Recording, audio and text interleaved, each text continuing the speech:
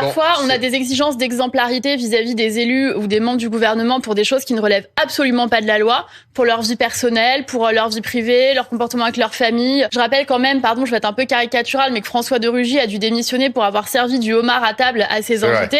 On n'était pas dans quelque chose d'illégal, hein. Il n'a jamais été condamné pour rien. Mais là, on peut revenir au cas de cet homme. Parce qu'il y a deux sujets. Il y a d'abord lui, ce qu'il doit faire, et la réaction de Bruno Retailleau qui est très claire. Sur ce sujet, moi, pour une fois, je suis d'accord avec Bruno Retailleau. Je pense qu'il doit prendre ses responsabilités et démissionner. D'abord, ce n'est pas n'importe quelle drogue. Et docteur, vous nous en direz plus, j'imagine. Et je termine en disant que dans sa lettre, il explique que ça altère sa conception de la réalité. Enfin, est-ce qu'un parlementaire qui vote les lois, on peut lui faire confiance pour voter des lois alors qu'il explique lui-même que sa conception de la réalité est altérée?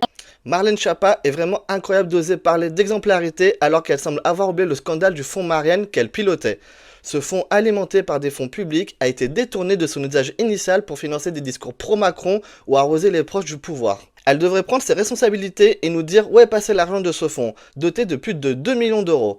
Même si ce qu'elle dit n'est pas totalement faux et que je la rejoins sur certains points, ses interventions récurrentes, notamment dans ce scandale, montrent que sa conception de la réalité est pour le moins altérée. Pour en revenir au sujet, Andy Carba doit démissionner. En tant que député, il doit être exemplaire. Il semble avoir oublié sa fonction. Quant à Sandrine Rousseau, elle me fait sourire en tentant de le faire passer pour un simple alcoolique, alors qu'il a consommé une substance illégale et pire encore, l'a acheté à un vendeur âgé seulement de 14 ans.